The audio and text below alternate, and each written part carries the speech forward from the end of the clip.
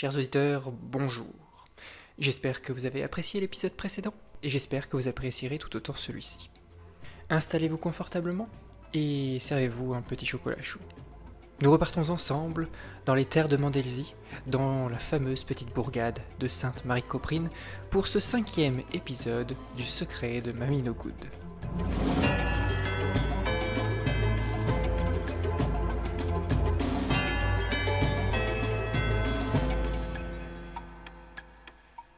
« 5 décembre 1824. Alfred Valamir s'est élevé aux aurores avec la ferme intention de rencontrer, ce jour, Mamie No Good. Décidément, toutes ces histoires étaient louches. Il voulait avoir l'aversion de cet étrange personnage et, en plus, cela ferait un très bon sujet pour son émission.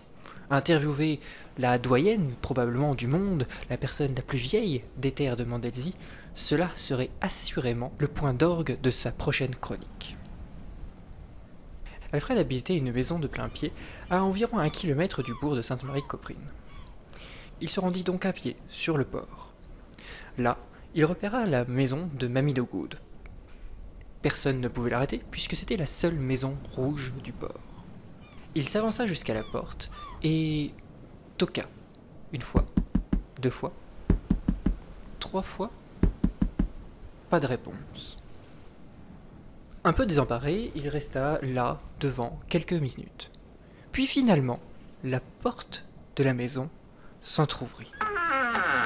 Il se rapprocha et vit, dans l'ouverture, une toute petite personne, les traits ridés, la peau toute fripée, les cheveux longs et blancs, tels de l'ivoire.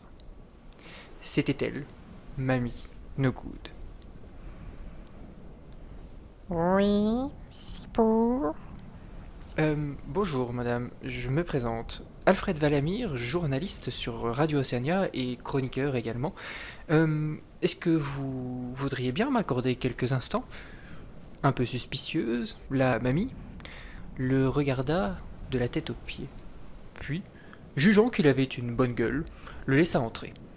Mais oui, mon garçon, entrez, j'étais justement en train de ne rien faire. Alfred, pas suspicieux pour un sou, et puis son côté aventureux parlant plus que tout, entra, sans méfiance. L'intérieur de la maison était richement décoré. Il y avait là de très belles poutres en bois sculpté, une décoration abondante faite d'objets en fer forgé. Ici, il y avait une corne de rhinocéros, là, des bijoux, et encore là-bas, des grands plats en émail. C'était une maison d'un autre temps. Elle était relativement sombre, et l'ensemble de ces objets laissait une impression de fouillis.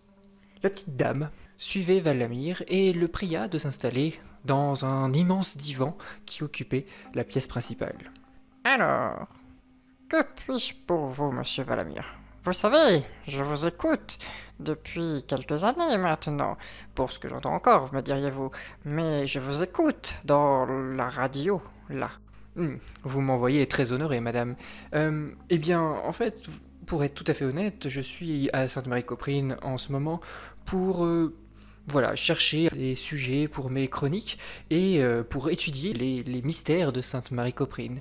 Et j'ai pu discuter avec quelques autres habitants qui ont élaboré ici ou là des théories des plus farfelues sur des disparitions, des objets qui disparaissent également, des personnes qui du jour au lendemain ne sont plus là.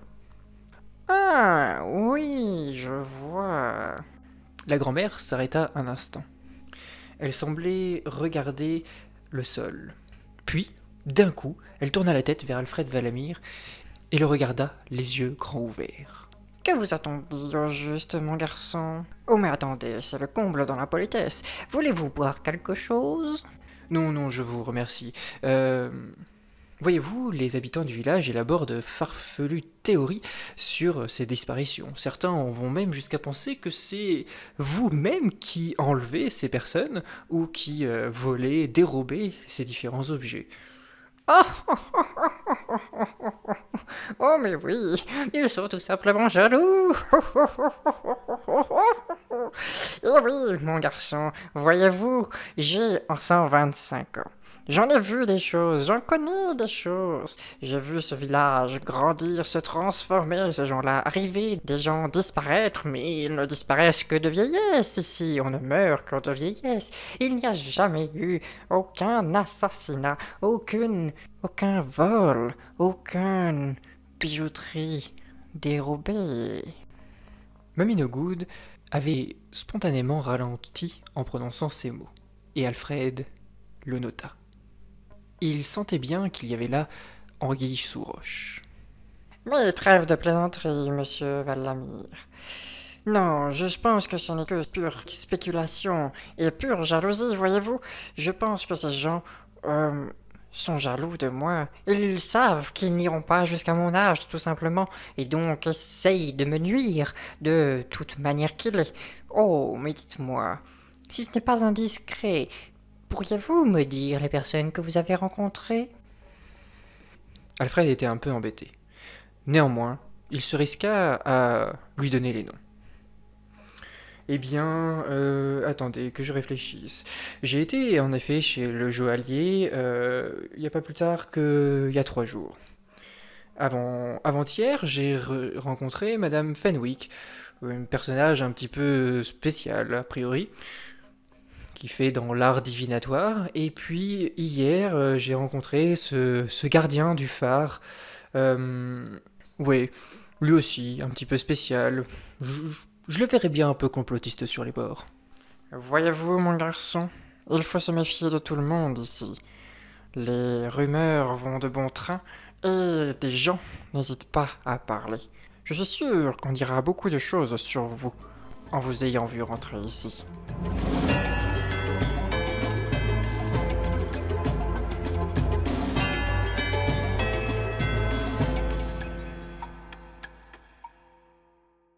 Merci d'avoir regardé cet épisode, on se retrouve dès demain pour la suite. En attendant, n'hésitez pas à partager cette vidéo, à laisser un petit commentaire, à vous abonner et à laisser un petit like si ça vous a plu. Allez, merci et à demain.